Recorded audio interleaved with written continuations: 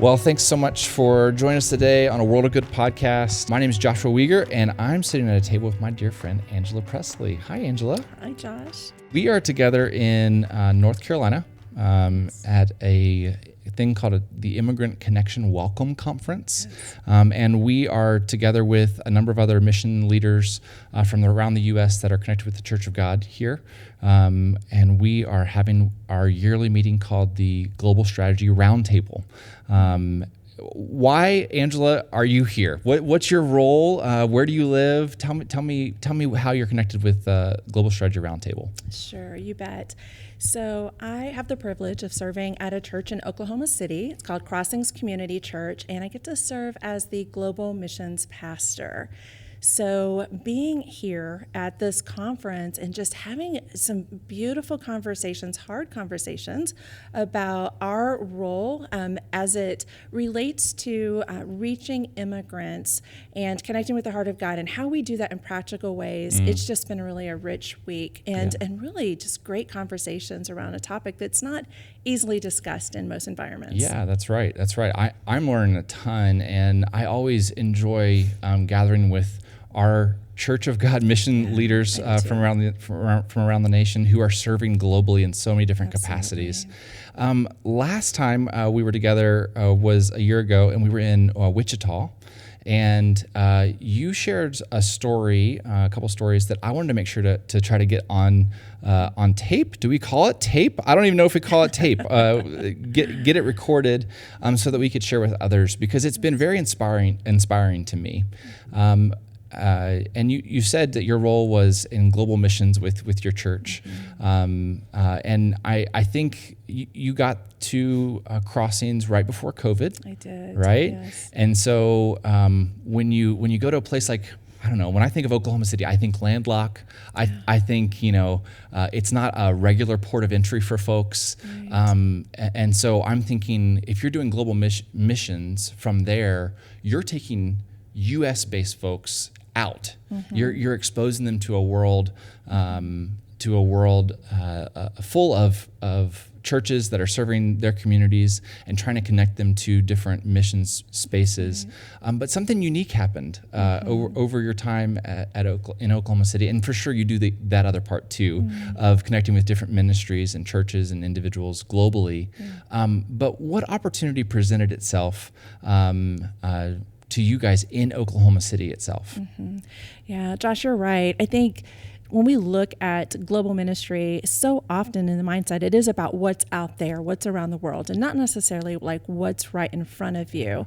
I arrived in Oklahoma City just prior to COVID, and then I began to hear stories of some of these international students that had come overseas to study, and when COVID hit, they weren't able to return to their home countries. And so they were in isolation, and many of them, and many people dealt with fear. But can you imagine being 18, 19, 20 years old, being cut off from your family in a foreign country and not able to return and not really sure what's going on? And so I was really grieved over that. And you're talking about 18, 19, 20-year-olds, like you said, but a lot of them have never even traveled outside of their country, right? Like exactly. Yes. The international students I have met, a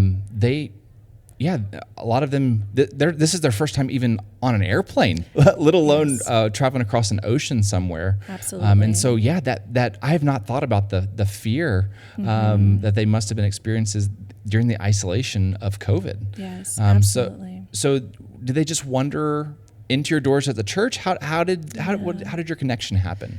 Yeah, we began to really pray about how we could help. And honestly, as a church, we weren't positioned to do that. We didn't have the relationships with the universities at this point.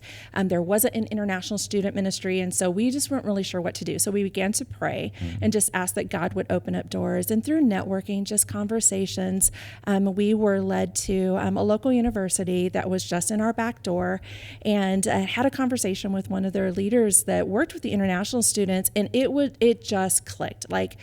Began to just brainstorm of what we could do and how we could reach out to them. And so it started small. We started just, first of all, helping with the airport runs. So when things began to open up again and as students were able to return or as they were able to arrive for the first time, we were able to pick them up at the airport. And I can't even tell you how much fun that was, like seeing these students wide-eyed, even with jet lag and getting, coming through the airport, and we would step out into Oklahoma City and their first time really to be in America. And so we just had some beautiful conversations, and my first students were a couple of Japanese students.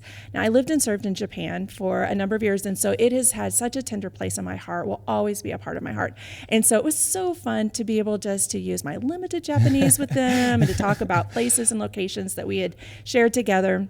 And so from airport runs, we began to get involved in what they call a CRISP program. It's really allowing American families to connect with international students and to begin to cultivate this relationship, and just out of hospitality to be able to spend time with them at least once a month. Now, you can't just do once a month because you really fall in love with these students and want to be able to get to know them more and for them to get to know us and our culture. Yeah. So, you've traveled quite a bit, and I think you're probably like me where you found out pretty quickly it's really in the homes of the people you're visiting that you really get to know someone's culture in a unique way. If you have that privilege of being invited into someone's home, and it's striking to me to learn that many international students that come to the U.S. It's astounding. Don't have that experience at all. That's right. They live on campus. They eat on campus. They vacation on campus. Yes. What were you finding? Did they have opportunities like that, or were you guys really the first homes that they were going into? Yes, I think that's true. I think that the statistic was very accurate for the university that we partnered with, that many of these students were not invited into homes. And so so for me and a number of individuals in our church, we began to connect with these international students. Now, for me personally, I really do see my home as a part of the ministry. I feel like it is a gift from God. And so I have wide open doors for my neighbors as well as for internationals. And so I would begin to invite these students over, and we would cook meals together. We would have game nights. We would have cultural nights where they would cook meals. And then I would also bring other young adults or internationals or students that are from universities locally from our church into the home as well, so that they were building cross-relational relationships. And it wasn't just me, but it was like our church family then was coming around them. And so it was just beautiful to see how that really flourished. Like, we grew and we learned more about the various cultures, but also I feel like they learned about us, and that it really helped to alleviate some of the fear maybe that they had experienced initially, and to feel like they had a place to belong and where they accepted and valued for their backgrounds as well. What's the outcome of investing in a relationship like that? Like, can you tell me one story of where a relationship went or is going, where a relationship is going, that maybe started with a meal? Sure. I'll use my Japanese students as an example. So as I began to invite them into my home, they really did become a part of our family. And so they went to holidays with me to my family's homes, or they went on vacation with us, and really did become a part of our family. One of my students, Miyuki, who graduated just recently, I asked her, I said, Miyuki, your mother is coming, and this will be her first time here. What would you like for her to experience, and just in the limited time that she would be here? And I was really surprised. I really thought that it would be maybe just some of the bigger events that we did together, or things, favorite restaurants, or something like that she would want to visit, or some of the hikes that we went on. Yeah. But she just, without hesitation, said to me, Angela, I want us to cook a meal together in your home. And I want my mother to come to church, because those have been the two most meaningful things in my life. Wow. Yeah. How touching. Oh, I just felt lost. It surprised me, but just so thankful for the way that I just saw the Spirit of God working in that relationship, and that was what she valued and meant a lot to her as well. I know it's a round table that some of the more meaningful conversations that I've ever had have been,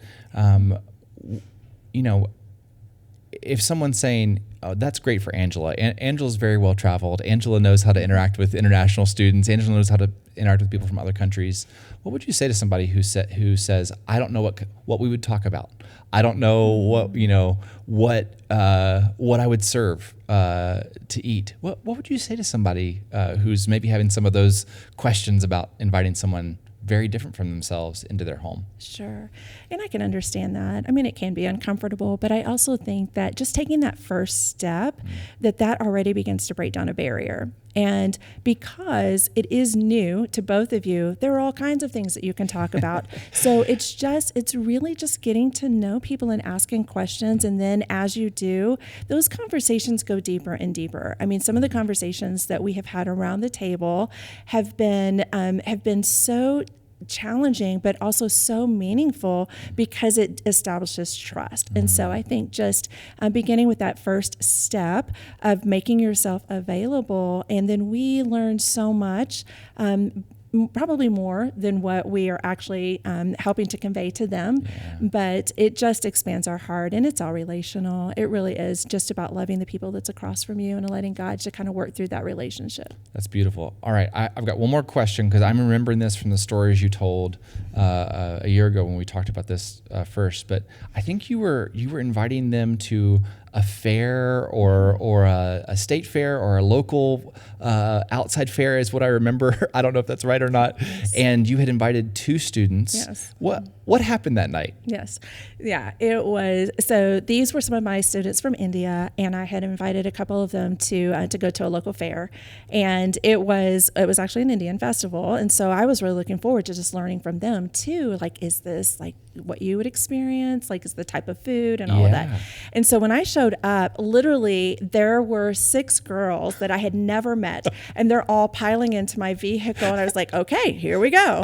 And it was the most fun evening. And it was just the beginning. They have continued to invite me into their home and to their apartment. Now, granted, like 6 or 8 of them will live in a single apartment, but we have just expanded. So now I have all these wonderful students from India that are also I feel like a part of my family as well. And so, again, it's just, you never know what's going to happen when you step into those situations, but you just, at some point, you just have to roll with it and trust that God has empowered you and placed those people in front of you to really love and to care for. Oh, Angela, thank you so much for sharing your story. It's been a joy. And thank you for saying yes, to the opportunities that God just puts in front of you, for saying yes over and over again, and for opening up your life to the hospitality of the Holy Spirit. And how beautiful you talked about learning from the people that you were ministering to and with, and how God was able to touch your heart through that relationship. So thanks so much for being on today. Thanks for recording this story, but thanks for saying yes. Thanks for listening to A World of Good. A World of Good is a podcast production of Global Strategy and Church of God Ministries. Our theme song is Colorado by Leo Flores. If you want to join the conversation, visit us at Twitter at A World of Good Pod, on Instagram, A World of Good Podcast, or visit our website, chogglobal.org/A World of Good. And join us next time as we share more stories of good from around the world.